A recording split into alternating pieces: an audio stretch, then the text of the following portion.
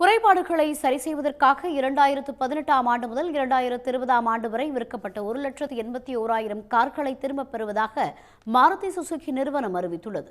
பெட்ரோலில் ஓடக்கூடிய சியாசடன், எர்டிகா, விதாரா, பிரசா உள்ளிட்ட சொகுசு கார்களின் குறைபாடுள்ள பாகங்களை கட்டணமின்றி புதிதாக மாற்றித் தர உள்ளதாக அந்த நிறுவனத்தின் அறிவிப்பில் கூறப்பட்டுள்ளது. நவம்பர் முதல் வாரத்திலிருந்து இந்த பணிகள் தொடங்கும் என்று மாருதி சுசுகி குறிப்பிட்டிருக்கிறது. அதுவரை தண்ணீர் தேங்கிய இடங்களில் ஓட்டிச் செல்வதோ, காரில் பொருத்தப்பட்டுள்ள மின்சாதனங்கள் மீது நேரடியாக தண்ணீரை தெளிப்பதையோ தவிர்க்கும்படி சம்பந்தப்பட்ட கார்களின் உரிமையாளர்களை அந்த நிறுவனம் அறிவுறுத்தியுள்ளது. வாடிக்கையாளர்களின் பாதுகாப்பு அம்சத்தை கருத்தில் கொண்டு உலக அளவில் இந்த நடவடிக்கை எடுக்கப்பட்டிருப்பதாகவும் மாருதி சுசுகி நிறுவனம் தெரிவித்துள்ளது.